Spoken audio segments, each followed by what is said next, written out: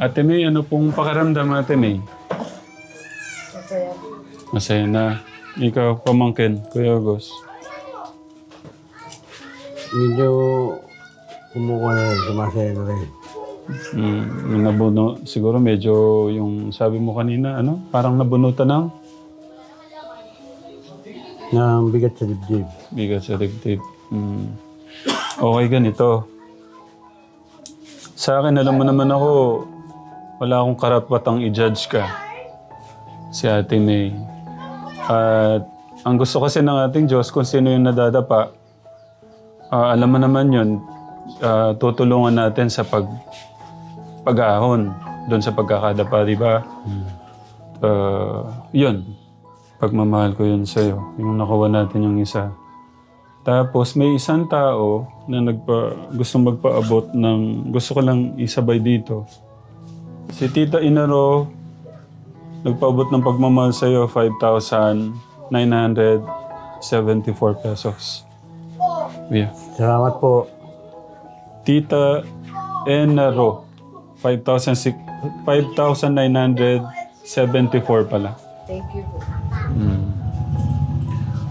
Tapos ganito. Isang tao kinausap ako, gusto niya actually bayaran lahat ng utang mo. Pero gusto niya may kasulatan. Paano mo daw siya mababayaran? Gusto niya kasi lahat ng mga ano na lang po, kung 100 ano po yun, ayaw niyang paano ng pangalan. Bali kung 108 yun, less mo yung 20,000 na ano na lang. 88,000 na lang. Okay. Gusto niya bayaran lahat yun. Itong week, gusto niya bayaran. Pero ang inaano niya, paano mo babayaran yung 88,000? Pagka gumalaw lahat yan, mababayaran ko naman lahat yan. Basta may ipunan ako eh. Okay. Lalo na yung mag-asawang, yun nga, yung bayaw ko dito, tsaka yung ipag ko nga.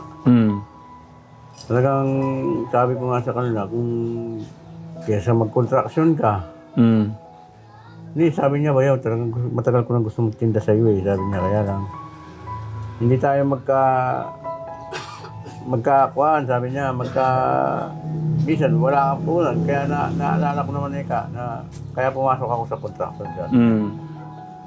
Kaya yung asawa naman niya, talagang kahit anong may punan pa, may extra na sa amin. Kaya hindi ko na kayang pagkapagod na ako. May extra na sa amin yun. Yeah. Bahala ko dito yung isa. Iikot na lang ako dito. Dito na lang. Kasi may terminal na sa kabilang baryo, sa may San Miguel. Doon ako pupwesto. Yung talagang pwesto kong malakas doon, bibigay ko doon sa ipag ko na kapitbahay ko dito. Siya yung magtitinda dyan. Okay. Mapagkakatiwalaan ko naman siya. Anong pamprenda mo? Kailangan daw niya ng kagaya nun. Pero this time walang tubo. Gusto lang niya meron siyang panghawakan. Sabi ko nga sa iyo noon, yung bahay at lupa ko noon, kung wala man. Pamprenda, yun na lang. Okay, sige. Pwede mo na naman yun. Kayang-kaya ko yan. Basta mawala lang yung utang ko na yun. Iaangat ko yan. Nakakatakot ka mag-prenda. Kasi gaya nun, hindi ko talaga ma-imagine yung 4,000 kada linggo. 80% na ito. Ano ako dun ha? Hindi pa Tingnan niyo po, 2 araw lang ang pagitan, 10% daw. Yung pag-alis ko lang nalaman ko 4,000 kada linggo. Hindi na po nawala sa ano ko yun. Kaya sabi ko unahin ko na muna yun.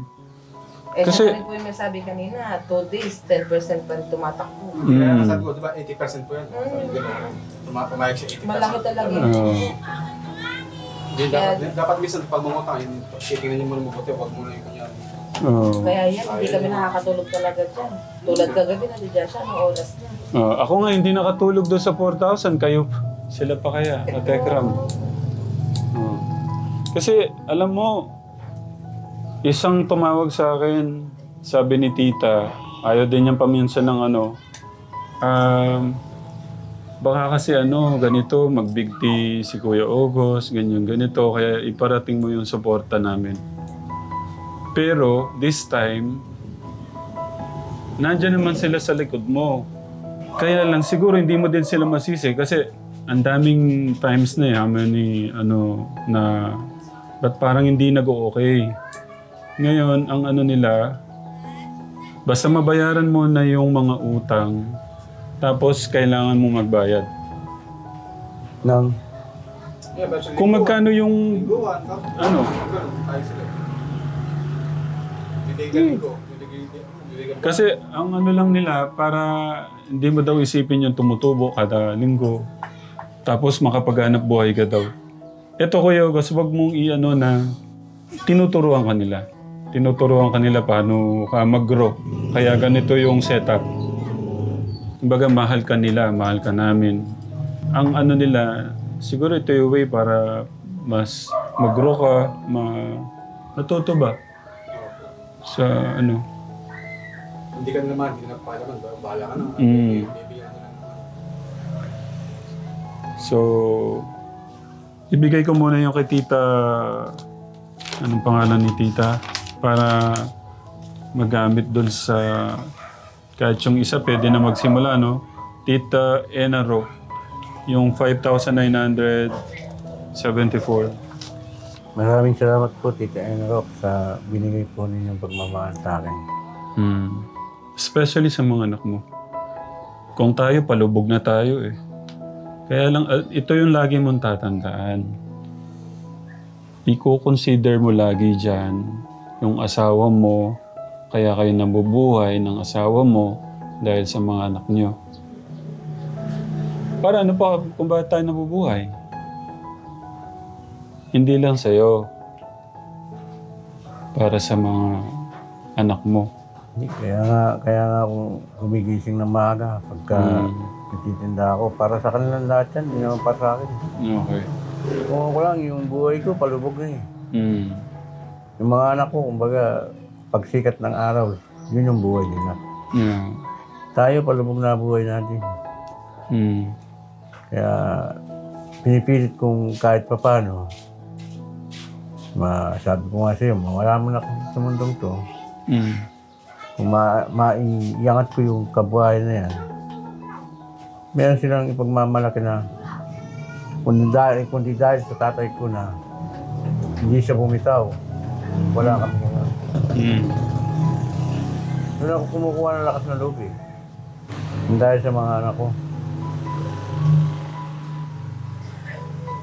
Basta ang payo ko lang sa'yo, pamangkin, kung may mga dumarating dyan sa isip mo na mga negative, huwag mong papalakihin yun sa isip mo at puso mo. Palayain mo yun, iyan mo sigat sa puso mo, magiging positive yung mga dating sa'yo.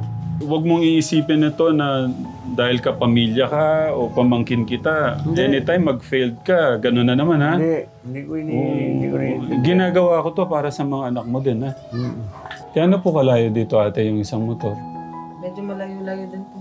Okay lang po. Kasi gusto ko talagang makita. Tsaka especially yung... Yung motor, hindi mo siya makikita kasi ilinagak sa kabilang baryo. Pag ginagamit na. Hindi siya ginagamit. Wala siyang mapagpwestuhan kasi talagang kumukuha siya Talaga ng motor. ng sanglaan ng motor. Pero gusto kong makita. Gusto ko siyang makita. Kasi parang kulang yung puso ko kung di ko makita. Hindi, pupuntahan po natin doon. Sasamahan po. Papaalam tayo. Sasamahan tayo. Ganun lang. Kasi may nagsabi sa akin yung isa talaga, nabenta mo na daw talaga eh. Binabala ko talagang binibenta yun. Kung nabenta lang, nabibenta ko talaga yun eh. Tapos parang nabalitaan ko kasi, kaya confirm na nabenta na dahil nag-post ka na ibebenta siya. Talagang binibenta ko noon, nung una. Hindi po po na yun. Hindi ko siya, mabait nga ang Panginoon Diyos eh. Hindi niya pinayagan na Pinayaan na gano'n, nagbebenta siya. Kaso yung ano niya, tubo niya kada month niya, no? 1.5 naman po. Yung bahay ko nga to, 2 beses na silang bumabalik dito. Kumbaga pinaalis na ako. Ito kasi, ha? Pinaalis na ako nito yung naniningil. Pero yun lang. Hindi ka makabayad sa amin, lumayas ka rin dyan. Sabi Ano ko, sinabi mo? huwag naman ganun. Sabi ko gano'n. Hintay lang ng konti. Ano sabi mo doon sa naniningin? Sabi ko, hintay lang ng konti kahit pa paano ka ako, makakabigay ako sa'yo. Ito yata pwedeng pakiusapan eh, no? Dahil hindi naman siya iba. 2 months naman po kasi. Ano ba yun? Kaya ito, ibibigay ko rin sa kanya to, yung 4,000. Yung 4,000. Sabi ko nga sa'yo, yung dami ng utang ko na yan, Pinapalis na kasi na kami kanina. Isang sign yan, Ate May. Na ayaw niyo yun, mararamdaman niyo yung home, bahay mo talaga to eh. Tsaka malilinis niyo siya, maayos niyo na siya. hindi ko siya, siguro hindi mo na ako pwedeng umuwi muna doon. Talaga. Naiintindihan ko, gusto mong... Pero ang dami kong nabasa, Kuya August, wag mong ilagay sa isip mo kung saan ka nadapa. Doon mo pilit babangon, tanggalin mo daw sa isip mo yun. Minsan daw pwede namang bumangon ka doon kung saan ka hindi nadapa. Tsaka daw pakinggan mo daw yung side ng asawa mo. Hindi, alam ko naman yung ginagawa niya ngayon. Talagang ayaw niya ibenta yung, yun nga. Kasi yung unang-una, nanggaling sa'yo yung bahay, yung lote, yung nakaakin, pamana pa ng mga magulang ko yung lote. Kaya yun yung iniintindi niya sa akin noon. Pero kung wala naman talaga akong magpagkukuhanan, kaya nga yung sabi ko sa'yo nung unang punta mo dito, hindi ko, porket binitawan ko siya, hindi ko siya papalitan. Magkapunan man ako, pero magtatayo ako dyan ng kahit maliit lang. May nagsasabi sa akin, sinasabi mo daw na hindi kita pinapasahod nun. Ay, wala ako sinasabing gano'n. Allowance mo sa akin, hindi naman nagkukulang. Sumusobra-sobra pa nga. Kaya sabi, ang ano ko, kaya niya kaya sabihin yun? So, Kasi sabi ko, sa laki ng binigay mo sa akin, tapos gaganon pa kita. sabi ko, Hindi ko kaya. hindi ko maano nung sinabi sa akin na hindi mo daw pinapasahod si Kuya August. Ha? Nahuli ka lang nung siguro nakakalimutan mo yung pinakauli. Di ba? Nakakalimutan mo yun. Meron ba? Hindi, binigay mo sa akin yun. Ako, hindi ko na inaasahan yun eh. Pero inabot mo pa sa akin yun. Hindi naman doon. Oo. Inaano ko. Ang hirap kasi magsabi ng mga ganyan. Hanggat maaari ayaw ko sanang magganyan. Kasi nga, parang di naman, kasi ang lumalabas parang di daw kita binibigyan. Kaya ka daw nagkalubog-lubog. Eh, siyempre, wala na ako sa'yo. Paano Hindi. pa ako bibigyan? Nung mga dati pa. Hindi ah. Laki nga na inaabot mo sa akin pa. Kaya, ang sa akin, hanggat maaari ayaw kong iganon yung mga ganon. Kasi nga, sa amin na yon. Kay Tito Darius, sa kanya. Kumbaga, dapat, basta ganon. Tapos hingi tayo ng, yan yung magkano, Kuya Gos? 15 na 3 buwan niya nata hindi pa naulog. Ito yung 15. Katek. Bahay na itong mayroong buhangin? Yugos? Oo. Ay, dyan natin para di gano'n nakagitna. Mabait din yan, sabi niya. Noong una, buti niya, hindi niya tinawag sa akin, kundi naibenta ko na rin yan. Tapos na-stress ako. Gusto lang po namin talaga malaman magkano po talaga yung utang niya. 15 na, boss. Sa inyo, 15,000 sila na. Kainin ko yan. tapos pang 3 months na pong hindi nahulugan ngayon. Bali magkano po yung Bali, monthly yun, boss, 1.5. 1.5? Yung isa din, isa tayo. So bali na po siya. 19.5. Okay. Ano po yun? Hanggang, kumbaga, Wala siyang valid, boss. Basta kanya... continuous yung ano po niya. Kanya gustong kunin niya, boss. Hindi ko niya yung Wala yung limitado. Ang ano ko po sana pakiusap ko kung pwede ho bang ipakiusap na wala na po yung tubo. Kung Hindi ko pwede, boss. So, ako yung nagpapatubo sa bangko. So, hindi ko lang yung pera. Opo. Sa bangko. Ito yung mga sasakyan na ganyan. Nakasal lahat yung mga yan. Kaya po... Nga po, naintindihan ko. Pwede ako magbigay ng discount, boss. Kung gustong kuya. Mm. Hindi yung discount eh. Kung kukunin. Opo. Sir, pwedeng makita yung ano? Nasa bahay ko doon sa Montreal ko, puno na dito eh. Tsaka doon, may bahay din ako sa Montreal. Diyan lang. Opo. Sa kabilang baryo. Diyan lang malapit. Pag Mm. alam yan, mga lang. Kung gusto ko kunin, dali ko dito, boss. Magkano po yung discount, sir? Kung babawasan po nyo? Pwede natin bawasan ng isang buwan. Isang, 18 na lang. Okay, 18. Para makuha ni kuya. Para magamit ko. Okay po. Bali, mabalikan ho namin kayo next week. Para, next week, boss, sigurado. Para uwi ko dali ko doon. Opo. Dito rin yung ano, uwi o sa inyo, kuya? Hindi. Dito rin po. Sa Dito rin kay kuya. Akala ko yung gusto lang ho namin maibalik ulit to sa kanya. Pagkakataon po ba? Para makapagtrabaho. Simula po ulit. Oo, sayang. Pinapabentahan ni kuya, 35 na boss. O sabi ko, ano, sayang naman. Pusa sa lawlab na kunin. Kuya? Pusa sa lawlab na kunin. Pakiusap lang po. First time ni kuya, gano'n eh. Sabi niya sa akin, di ba, 1 month lang. Hmm. Sabi niya, pangpunan. Kaya sa mall ko na isa eh, pangpunan sa isa. So, Ginamit ko sa dalawa, kaya lang, yun nga, nung umandar na yung dalawa, nung nakakaipon na ako, nagamit. na-aksidente naman yung isa. Napunta sa isa. Na-aksidente, Buti nakasagi nga, siya. gusto ni kuya, magkano ba? 20 yata. 20. So, sabi ko, pila kasi para konti lang babayaran. Natutuwa nga po ako sa inyo dahil 1.5 lang po a month. Opo, kasi ano lang naman, kabari ko na sila. Saka may discount sa gusto ko ng tao. Thank you Kahit po. na bike lang, hindi ko nire-remata. Mm. Kunin mo, kahit isang taon dyan, kunin mo. Basta gusto ko kunin. Yeah. Ito pong araw na to, inaalam ko lang po lahat ng mga kautangan po niya para ano po. Bali ikaw kuya niyan, kamag-anak ba o kaibigan? Pamangkin ko po siya. Pamangkin niya ako. Pampanga pa. Opo.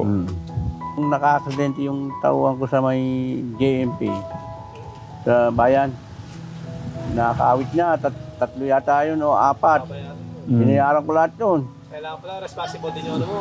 Oo, hindi mo ito, nagkalis-lis to. Hindi lang basta-basta yung kung ako mag-tindero mo. Yeah. Kailangan mo rin mag-drive. Responsible. Naka-18,000 ako doon. Nung nakaipon ko talagang laan sa pangkuha, binatawan ko sa biglang ganun. Kasi yun nga, buti hindi pa ako nagpa-CT scan doon sa mga batang driver ko. Mga ilan mo pala pang lisensya yung driver mo. Oh, wala. Kasi bata pa siya eh. Paano ka doon? Wait lang, ibig sabihin may na-disgrasya kang ano? Yung isa, yung kinuha natin na yun. Tawa niya. Anong nangyari? Yung babae, tumilapon. Oo, tiga Pangasinan. Wait lang, linawin ko to. Kaya, paano po? Paano po? Noon po kasing ano yung pong... Siya yung may kasama doon. Ate May, kasi maganda to kasi isa yan sa nagpalubog ng ano nyo. Oo, nawala Oo. sila. Yung pong naisang la. Oh. Tumaob po yun. Tumawag Tapos yung yun. batang babae, Inaayos tumilapon ko lang doon ulit. sa bandaron. Tapos yung lalaki, nabuhusan siya ng tubig nung steamer. Steamer. Oh. Buti hindi na masyadong mainit kasi nakabiyahe na. Tumilapon lahat yung laman ng steamer ko. Oh.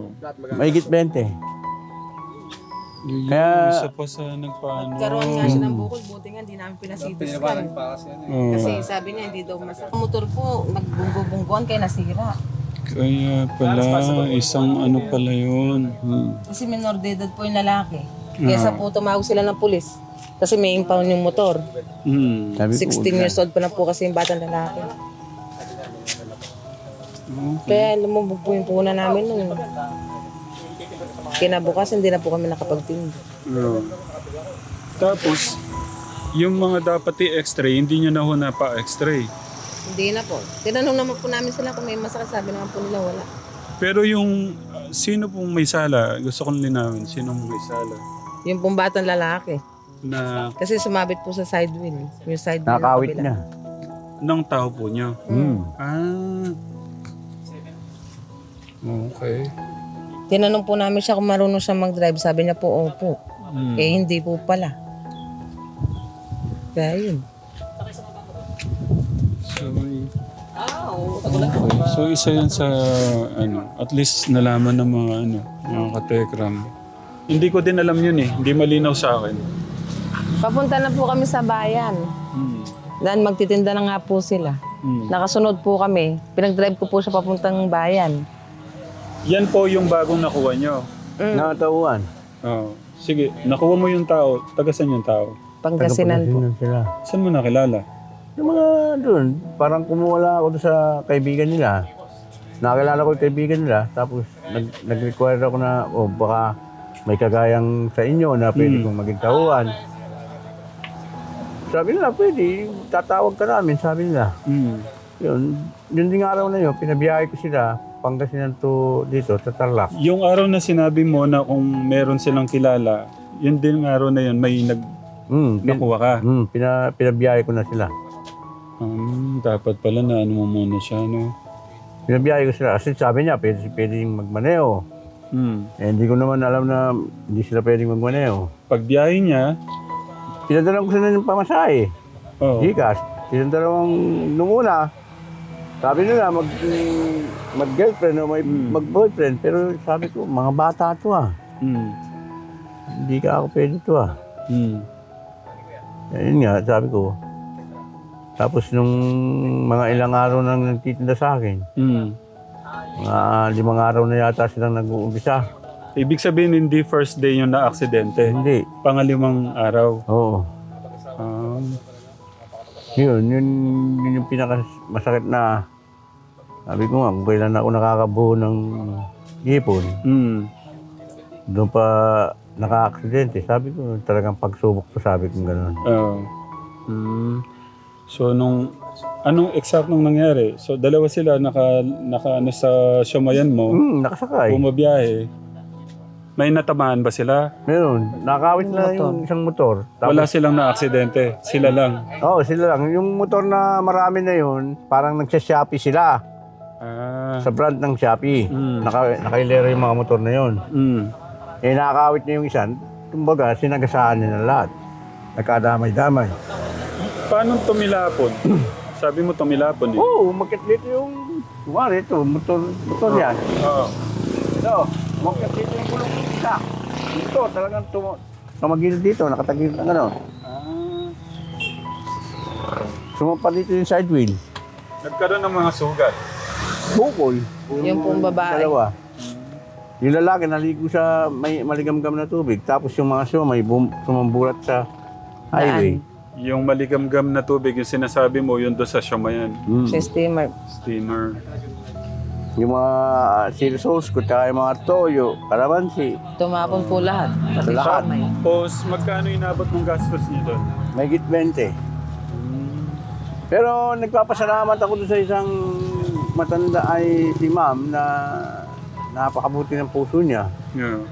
Dahil yung oras na yun, nakita niyang, siguro kilala niya ako, na may inutusan niyang tauhan niya na nagpaabot sa akin ng kahit maliit man, pero nakatulog sa akin. Merong isang nagpaabot sa akin nung oras na yun. Sabi ko nga, kabuti ng puso niya, pero nakapagpaabot pa siya sa akin. Pinadala niya doon sa tauhan niya. So, ang ano doon, Kuya August, buti na lang, hindi... Walang ganong nasakta talaga. Hindi, ibig ko sabihin, walang ano. Oo, walang Alam mo na namatay. ibig, oo. Pero yung mga motor, yun nga, pinapaayos. Sabi nila, 2,000, 3,000. Para kako wala nang usapan at wala nang pagiging problema, sige, bayaran ko na lang. Kayo na bahalang magpaayos. Okay. Ganun ang ginawa ko sa kanila. Para wala nang kwan, sabi ko. Tapos yung mga kumukuha ng mga video, kasi aksidente, sabi ko, sir, wag na po tayong magpo-post. Kasi sa social media rin ako, sabi ko. Kumbaga, walang may gusto nung ano. Sabi ko, wala akong may gusto niyan. Yung tinamaan nila, bayaran nyo? Magkano? May 2,000, may 3,000. Dalawa yung natamaan nila pala. Balik ko yun. Yung iba nga, hindi na nga nagpabayad eh. Kasi may bayaw ako doon sa loob na nagtatrabaho. Kaya kilala. Inarbol na lang niya. Okay. So, ganun pala na ano ako, kinikilabutan ako, katekram mo. Ate Mayo. Buti nga walang namatay. Sabi ko, wag naman sana. May ano pala, na-aksidente nun. Kaya meron silang ano. Yung kinuha ko na number 3 na yun. Ay, naano ako. Kaya nung 2 days to, hindi na kami nakapagtinda. Kasi wala na kami Sir, sorry po na ano po, next week po. Ano lang po, mga next week po, yan ho namin. Apo, thank you so much po. Hindi niya tinawag naman sa akin nung na-aksidente na. Sino may alam nung sino yung natawagan mo doon about sa aksidente? Wala na ako tinawagan doon. So to 18, tapos yung pupuntahan natin 29. Nahulog natin si Log. May hinulog na ako doon. Nahulog natin Bawas si na Log. rin yun. Paano? May bawas na rin yun. Bawas na konti. Buti nga mabait si Ate May sa'yo, hindi kanya sinusukuan eh. Wala din siguro magawa. Mag-thank you kami sa Kiyogos sa mga tutulong sa iyo ngayon. Oo, Si so Kiyogos, hindi, si God yung unang nag-aano yan. salamat ka sa kanya. Nag-aano ng puso nila. Tapos sasabihin, parang medyo galing ang maglipitan. Tama. Baka mamaya susunod. Yung dalawang titang kausap ko, lag ka. Alam ko naman yun, maraming nagmamahal sa akin. Kasi ano talaga, concern sila sa ano mo. Baka magbikti ka kaya. Ay, nakalimutan ko palang gawin. Si Tatay Bong, pinapatali ka sa punong may mga langgam. Hindi mo tatatawag sa Kiyogos. Hindi ako tatawag kay Tatay Bong. Doon ako na proud naman kay Kuya August. Yung noon parang gustong bigyan ni Tatay Bong ng 50,000 na kwento sa akin ni Kuya August. Sabi ni Kuya August, hindi ko matanggap kasi matanda na siya. Sabi niya gano'n. So nga, dapat siya mag-ipon. Magkakasal siya. Di ba kahit sa'yo, yung anak mong nurse gusto niyang tulungan din? Sabi ko, medyo dapat siya mag-ipon talaga. Baka pagbandang huli, mahal sa mag-ipon. Uwi na. Tama. Kaya nang pakalayo, Kuya August. Doon sa bayan. Bayan ng Lapas. Oo. Lapit na rin pag nakalabas. Kasi Siguro may nakalagay na to Esitex, no? Para may nakataw ko nila to Esitex. Sa kanto na yan. Kung nandun sa pwesto niya yung asawa niya, patawagan na natin sa asawa niya. Pero mabait yung mag-asawa na yun kasi alam ng kung ako eh.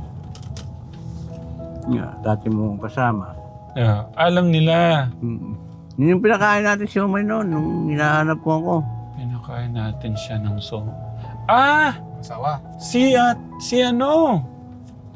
Doon sa ano niya mismo. Oh, yung asawa niya mismo, Luisa, doon. Okay.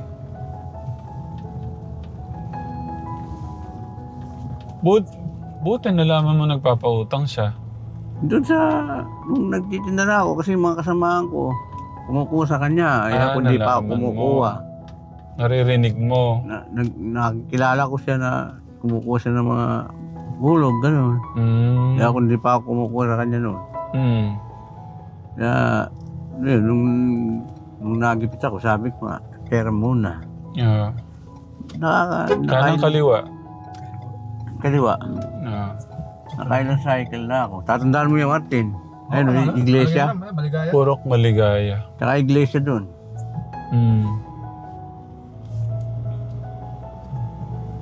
Mas mabilis dyan kasi doon sa didiretso ka pa doon. Purok Maligaya. Ayun lang, ilang sabana na yan. Ikaw para madali nating maano. Tanda mo na eh. Yung natatandaan niya, yung dalawang sabana lang yun. Tingnan natin. Pwede ba? Atong pares na. Tuloy. Doon ako dumadaan pagkagabi. Hindi na ano natin ngayon. Madilim naman dun. Madalim nga lang. Pero kahit na madalim, hindi naman sila abusado yung tao. Eh, yung iba, alam nilang nakakabenta ka ng... Merong green na gate. Nakakabenta ka ng malaking halaga. Aabangan ka nila. Tinitignan kong landmark. Ayun, lumang ano. Sa bandang kaliwa. Ito yung park. Yung farm. Oo. Alberto ba yan? Yung farm. Ayan o. Casa Isabela. Pangalawang ano. Ayan o. Tuloy. Pangalawa.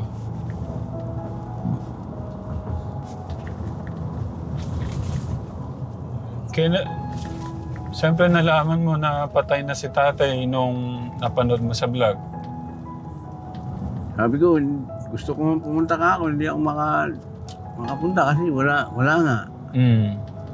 Sabi nga ni Mi, ilang araw na siya nakaburol, hindi ka pa nakakapunta. Pero si Kwan, yung mag-asawa, Ako, Chirchan eh. kahapon yata, inyat ako. Hindi ko naman makuan kasi wala akong load. Oh, Sa sino? data. Si Ate Jen. Oo, dadaan daw ako sa bayan ng Lapas. Oh, kasi malapit. Kumbaga dadaan ng kanila na. Sabay-sabay na tayo, kuya, sabi niya. Mm. Eh, hindi ko naman masin kasi hindi ko siya mapa. Nag-voice record lang sa akin. Hindi ko masin.